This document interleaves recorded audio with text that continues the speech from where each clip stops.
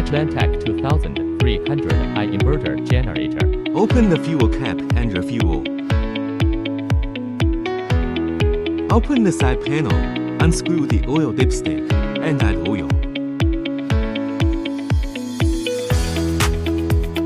Note that the remaining oil needs to be shaken before it can flow in. Start the generator and rotate it to the choke position, then pull the handle.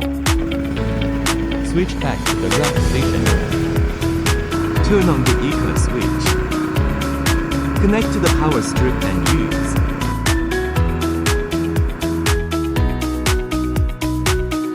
No need to start the generator indoors. Just turn on the battery switch to get USB